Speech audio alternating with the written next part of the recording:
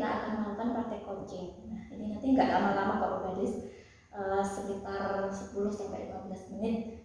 Dan ini memang harus di video karena untuk memenuhi tugas saya sebagai calon guru penggerak. Dan nggak usah khawatir nanti nggak disebarluaskan di YouTube atau gimana, ini cuma untuk dilihat oleh fasilitator saja. Langsung saja kita mulai ya. Kira-kira nanti kita mau membahas apa? Apa ya? Begini Bu Tina, saya ini sedang menghadapi problem ya, sedang ada sedikit problem dalam pembelajaran anak-anak di dalam kelas. Saya masih mencari-cari cara atau masih agak bingung bagaimana cara mengatasi problem saya tadi untuk pembelajaran anak-anak dalam kelas.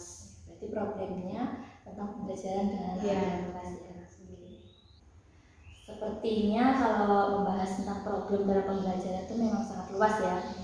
Nah, tapi kira-kira apa nih yang ingin Bu Gadis dapatkan nanti di akhir percakapan kita kali ini? Ya, saya inginnya begini Bu Tina, saya ingin mencari cara supaya di dalam pembelajaran kelas saya itu khususnya itu anak-anak terlihat aktif gitu ya. Karena saya berusaha sudah maksimal gitu ya untuk anak-anak itu bisa aktif, tapi kok saya lihat masih biasa saja gitu loh, karena masih belum kelihatan aktif sekali, masih pasif gitu ya. Padahal yang saya harapkan itu dalam pembelajaran dalam kelas itu anak-anak itu semuanya rata aktif gitu.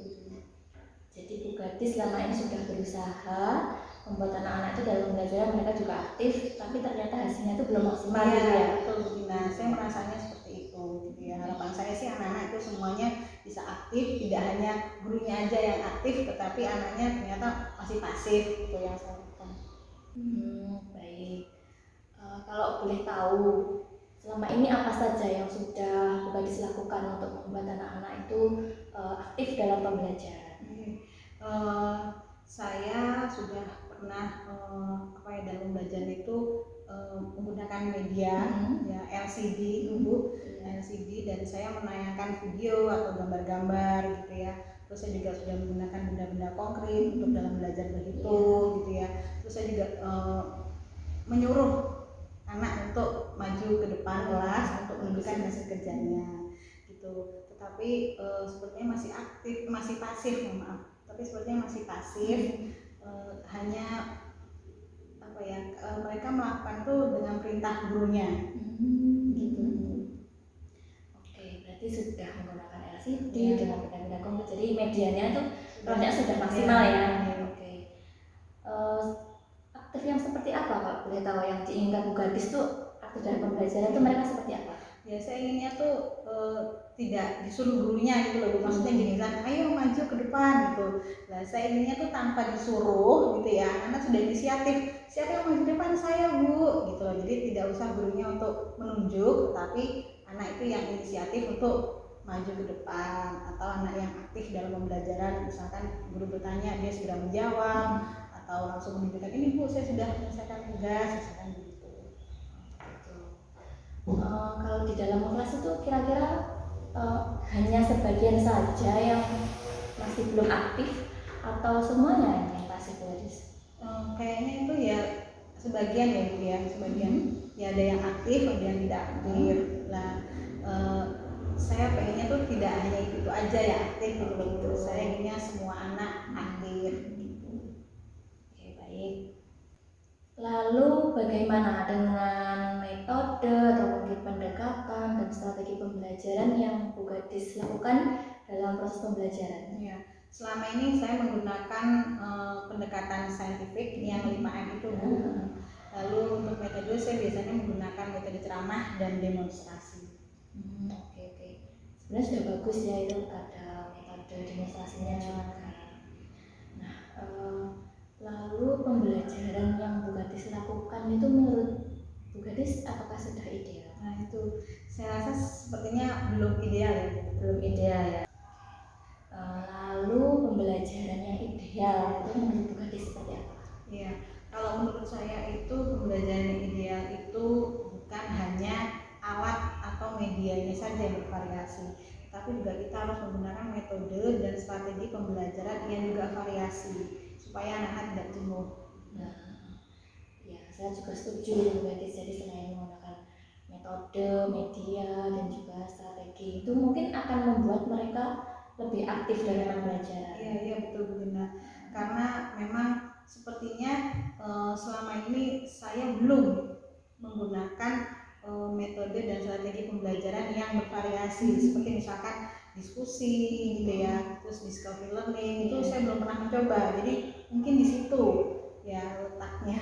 Ya, ini kalau boleh saya simpulkan ya, mungkin Bu Gadis ini pembelajarannya belum menggunakan metode maupun strategi yang bervariasi. Jadi selama ini itu masih menggunakan itu saja, seperti tadi cuma menggunakan ceramah, demonstrasi. Jadi belum mencoba dengan strategi yang lain seperti itu ya. Ya mungkin seperti itu Bu Dina. Oke, jadi kira-kira apa nih nanti rencana aksi Bu Gadis setelah ini nanti? Tentunya saya akan mencoba melakukan atau menggunakan strategi pembelajaran yang bervariasi. Saya juga akan menggunakan metode yang tidak seperti sebelumnya ya. Saya ingin menggunakan metode yang baru seperti misalkan berdiskusi kelompok dengan anak-anak, sehingga saya mengharapkan anak-anak bisa aktif gitu. Iya, bagus sekali. Apakah ada lagi selain itu? Ya, saya ingin sharing kepada teman-teman guru yang lainnya, agar meningkatkan kualitas lah dalam pembelajaran kita sesama guru, sharing ya. Terus juga saya pengen nambah referensi Bu, lihat di YouTube gimana cara mengajar yang lebih baik lagi supaya tidak monoton di dalam kelas gitu. Bagus. Jadi selain di dalam kelas diterapkan juga, kemudian nanti kita juga sharing dengan teman-teman ya untuk saling membantu mengatasi permasalahan dalam pembelajaran itu. Dan di YouTube kan juga sekarang memang sudah banyak sekali ya pembelajaran, contoh-contoh pembelajaran yang mengangkat untuk anak supaya aktif, itu sudah banyak sekali. Nah, terus kapan nih Bu Gadis rencananya mau melaksanakan aksi tersebut? Iya, insya Allah PTM nanti Bu ya, kan nanti pada saat Ramadan juga ada PTM, jadi kira-kira nanti segeralah saya realisasikan untuk ini realisasi. Jadi setelah waktu Ramadan nanti ya memang masih ada PTM. Terus kira-kira nih siapa nih orang atau mungkin teman atau siapa ya yang dapat membantu Bu Gadis dalam menjaga komitmen Bu Gadis untuk melakukan rencana aksi yang direncanakan tadi? Kalau menurut saya itu nanti mungkin kepala sekolah ya Bu, karena kan beliau ada program supervisi ya. Jadi mungkin kepala sekolah dan juga teman sejawat saya itu Bu Tina juga ya, karena Bu Tina kan ya, karena kan kelas kita kan bersebelahan Bu, jadi mungkin kalau saya agak Bu Tina bisa mengingatkan saya. Oke. Ya, saya setuju sekali. Jadi dengan kepala sekolah nanti karena kita memang bersebelahan kelasnya, nanti kita juga bisa saling mengingatkan ya. Mungkin pada saat itu ada yang lupa tidak menggunakan strategi yang ini macam-macam, cuman monoton, kita mungkin bisa saling mengingatkan. Nah, dari diskusi kita hari ini, apakah Gadis sudah mendapatkan solusi? Ya, alhamdulillah dari diskusi kita ini saya mendapatkan solusi ya Bu, supaya anak-anak saya itu aktif. Ya, saya lebih semangat lagi untuk pembelajaran lebih variasi lagi. Terima kasih Bu Tina. Ya, sama-sama Bu Gadis. Nanti semoga kita bisa memajukan pendidikan terutama di sekolah kita dan juga berpihak kepada anak. Iya.